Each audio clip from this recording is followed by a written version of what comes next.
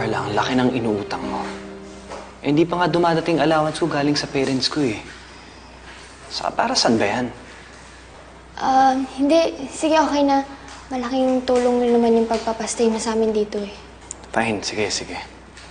Nagawa ko ng paraan para sa'yo. Salamat, Arnel.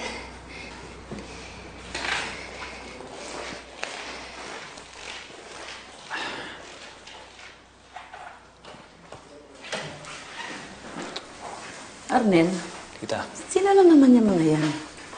At saka, ano yung perang hinihiram sa'yo? Hindi, tita, wala. Si Carla yan, girlfriend ko. Tita naman. Bakit nagkakaganyan? Eh, sanay naman kayo magsama ako ng mga kaibigan dito, di ba? Arnel, concern lang ako sa'yo. Parang iba kutob ko sa mag-inang yan eh. Parang may pinagtataguan sila. Hindi, tita, wala. Kapi ka naman, oh. Arnel? Huwag kang mag-alala. Nothing to worry about.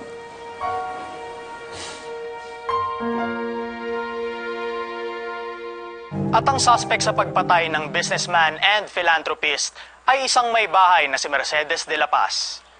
Huling namataan ng suspect sa K3rd Corner 5th Street sa Quezon City. Arnel. Carla, ba't di mo sinabi sa'kin na kriminal pala yung nanay mo?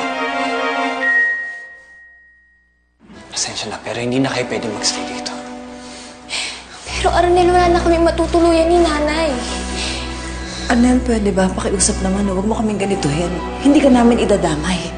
Wala na kami ibang matutuluyan. Pasensya na ako, pero ayokong masabi dito. Hahanapan ko na kayo ng pera, pero bukas kailangan niya nung umalis. Arnel, kasi... It's okay, it's okay. Pero kailangan niya nung umalis bukas na bukas din.